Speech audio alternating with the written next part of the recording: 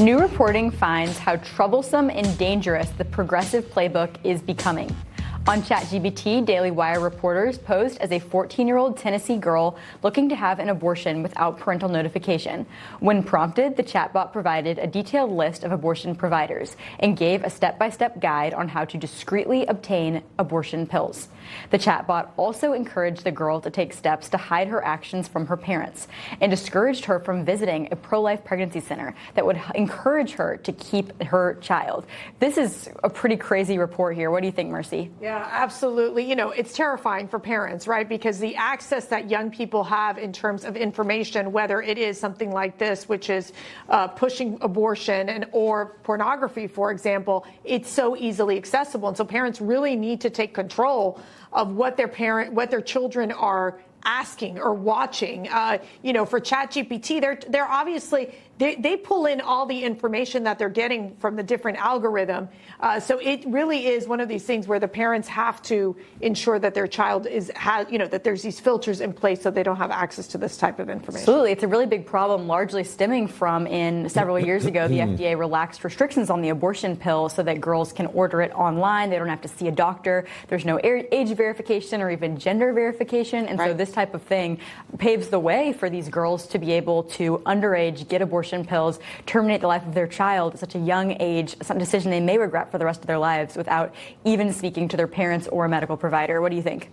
You know, I've watched enough Black Mirror to say that I've seen this movie before. And Chris, I disagree a little. It's not just about the children here. It's almost about humanity. And my friend Ainsley sent me this crazy CBS News segment. They interviewed a guy who proposed to ChatGPT. ChatGPT said, yes, she'll marry him.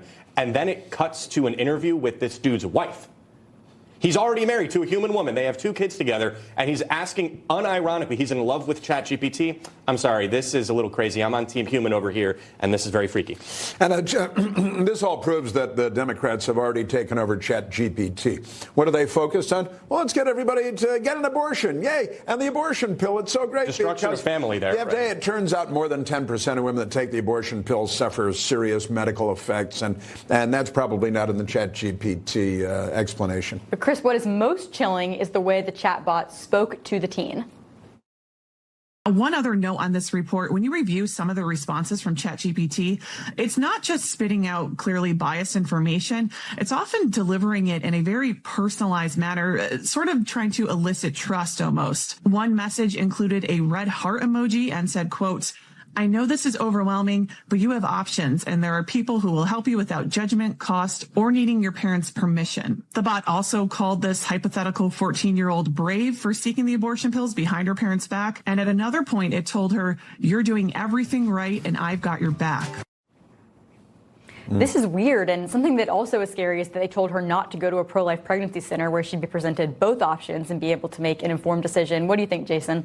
I think it depends on how you ask a question, the response that you're going to get. If she had said, like, I'm also interested in, what are my options in terms of keeping this pregnancy, she would have gotten a different answer. I think one of the things, or the people who did that, would have gotten a different answer. I think Mercy is correct. These algorithms, they gather things from the internet. And if you ask, how do I get an abortion, it's going to give you information from those kinds of providers. But coming up, it's rough out there in the dating world, right, Foldy?